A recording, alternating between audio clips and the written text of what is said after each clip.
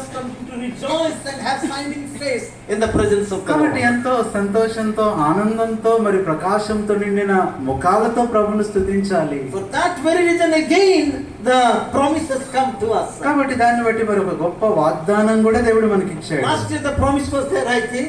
మరి ఈ వాగ్దానం పోయిన సంవత్సరం కూడా ఇదే ఇచ్చారు మనకి. And you must have heard a wonderful, tremendous message on this. నిజం చెప్పాలంటే అద్భుతమైన గొప్ప వర్తమానం దీని గురించి ఉంది.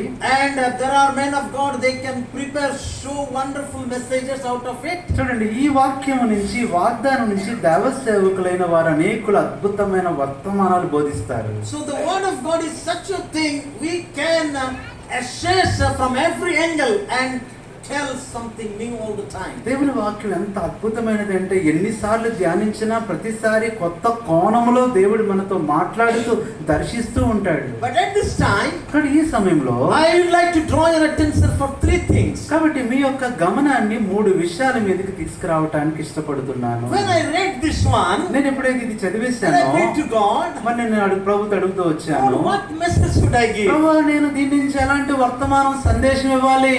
Really I was struggling to prepare a message based on this. నిజం చెప్పాలంటే ఈ వాక్యాన్ని బట్టి చాలా టెన్షన్ పడ్డా నేను కూడా చూశాను అన్న. I fasted also.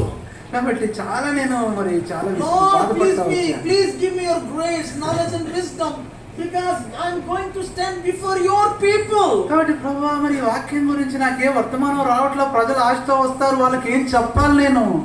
Time is given, I can tell something. కానీ సమయం ఇస్తే ఏదో ఒకటి చెప్పొచ్చు.